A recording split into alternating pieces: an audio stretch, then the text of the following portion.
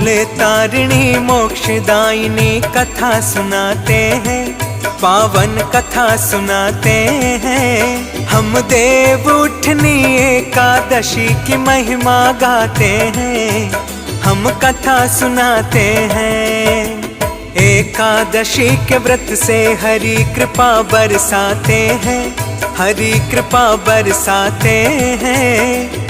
देव उठनी एकादशी की महिमा गाते हैं, हम कथा सुनाते हैं। जय श्री हरि भगवान, करो कृपा है दया निधान। जय श्री हरि भगवान, करो कृपा है दया निधान।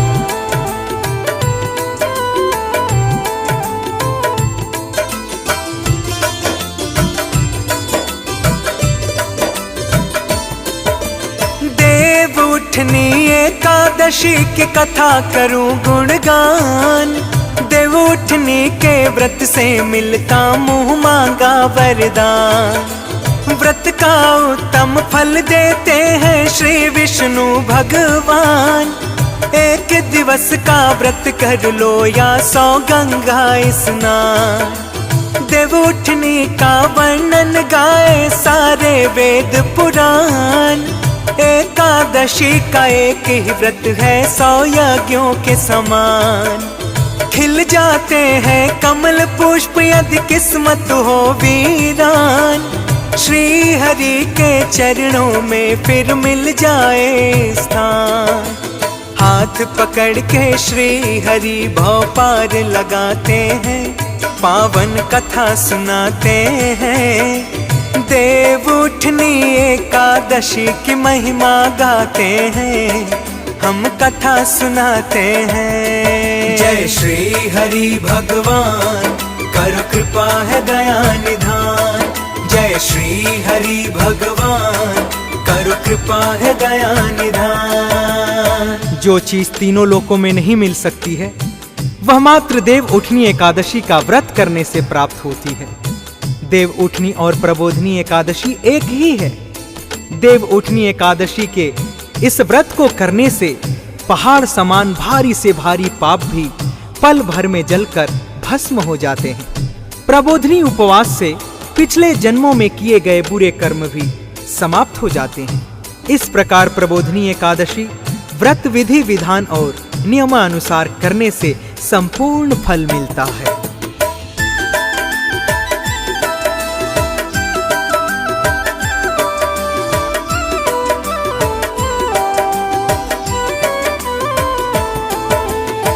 उठनी के व्रत की मन में इच्छा भी आए, तब भी 100 महायज्ञ का फल वह पा जाए। रात्रि जागरण करने से पुरखे तर जाते हैं। पुत्र रत्न और द्रव्य रत्न से घर भर जाते हैं। पितृ नरक यदि भोग रहे तो जाए विष्णु धाम। कष्ट से छुटकारा पाए उसे मिले पूर्ण विश्राम। ब्रह्म हत्या के पाप से भी मुक्ति मिल जाती है। ऊर्जावान बने ऐसी शक्ति मिल जाती है। स्वर्ण और गोदान बराबर फल मिल जाते हैं, पावन कथा सुनाते हैं। देव उठनी एकादशी की महिमा गाते हैं, हम कथा सुनाते हैं। जय श्री हरि भगवान, करो कृपा है दया निधान। जय श्री हरि भगवान, करो कृपा है दया निधान। प्रबोधनी एकादशी के उपवास से कुल वंश पवित्र हो जाता है। सैकड़ों तीर्थ करने के बराबर प्रबोधनी एकादशी का उपवास कर लेने से फल की प्राप्ति होती है। कार्तिक मास की इस पावन एकादशी का उपवास अवश्य ही करना चाहिए। इस व्रत को करने वाले योगी तपस्वी अपने इंद्रियों को अपने वश में रखने की क्षमता प्राप्त कर लेते हैं, क्योंकि प्रबोधनी यानी कि देव उठनी एकादशी भगवान विष्णु जी की अत्यंत ही प्रिय एकादशी है।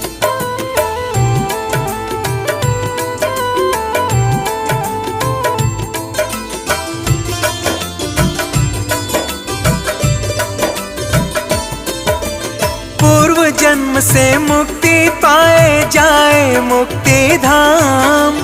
योनि योनि की भटकन से मिल जाए विश्राम।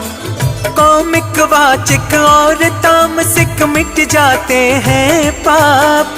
कट जाता है 184 भ्रमण वाला श्राप। जो नहीं करते एकादशी को पूजन और उपवास, उनके सारे पुण्य फलों का हो जाता है नाश। कार्तिक मास में कथा शास्त्र का करता है जो पाठ, उसके सिर पर श्री हरि का रहे हमेशा हाथ। रोग दोष और संकट उसके सब कट जाते हैं, पावन कथा सुनाते हैं। देव उठनी एकादशी की महिमा गाते हैं, हम कथा सुनाते हैं। जय श्री हरि भगवान, कर कृपा है दया निधान। जय श्री हरि भगवान, कर कृपा है दया निधान। प्रबोधिनी एकादशी के दिन विष्णु कथा सुनने वाले को सप्तदीप दान करने के बराबर फल मिलता है। विष्णु कथा को श्रद्धा भाव से सुनने तथा पढ़ने वाले ब्राह्मण को शक्ति के अनुसार संतुष्टि तथा पूजा करने वाले को उत्तम लोक मिलता है। इस एकादशी के दिन ब्रह्म मुहूर्त में उठकर स्नान करने के बाद व्रत उपवास का नियम ग्रहण करना चाहिए और प्रभु के चरणों में प्रार्थना करनी चाहिए कि श्री हरि भगवान, मैं आज आहार नहीं लूंगा, अतः आप मेरी रक्षा करना। इस प्रकार से पूजन करें, फिर उपवास शुरू करें।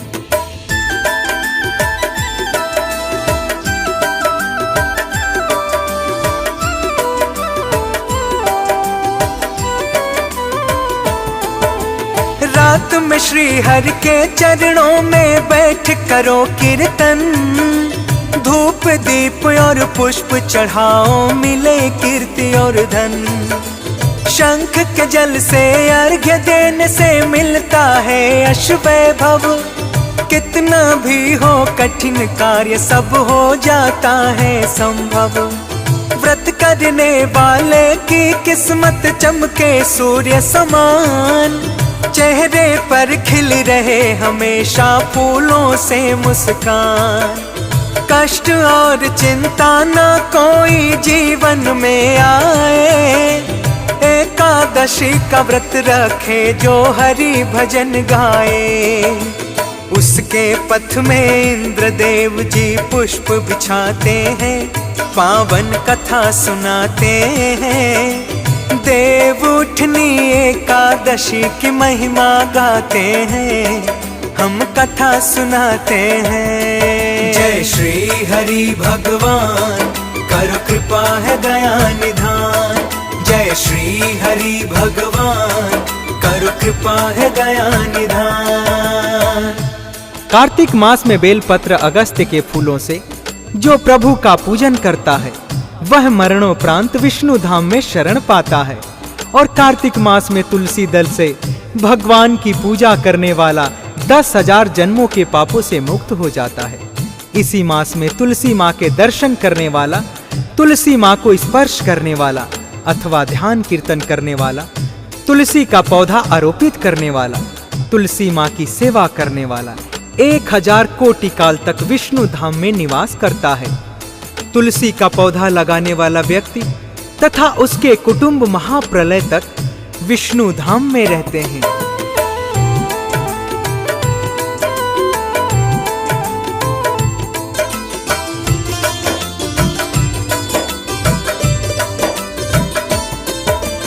कदम पुष्प श्री विष्णु जी को अति प्रिय लगते हैं।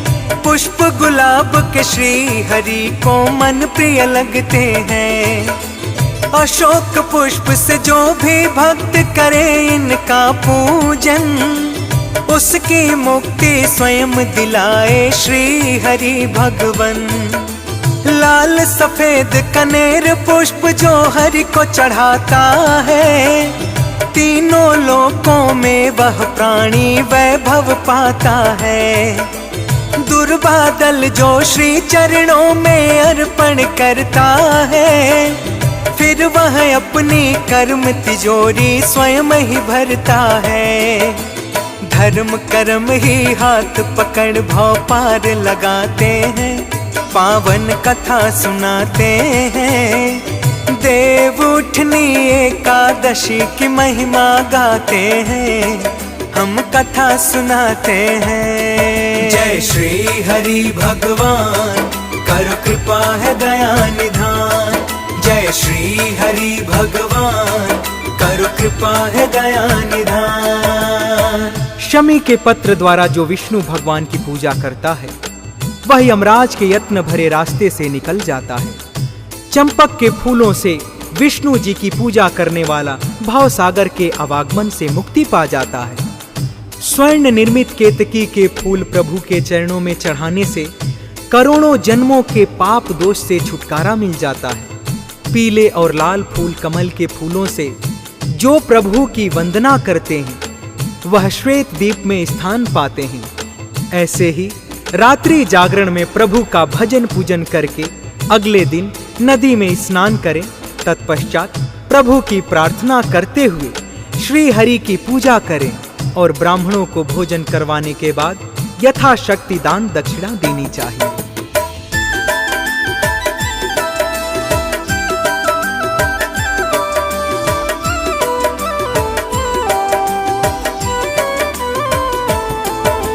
ब्राह्मण को भोजन करवा कर यथाशक्ति दे दान, जन्म जन्म में होता रहेगा फिर उसका कल्याण।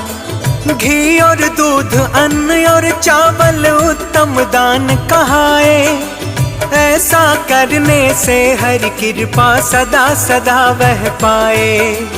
कार्तिक मास में जूते चप्पल का जो करेगा त्याग, उसकी राहों में बिछ जाए केसर और पराग।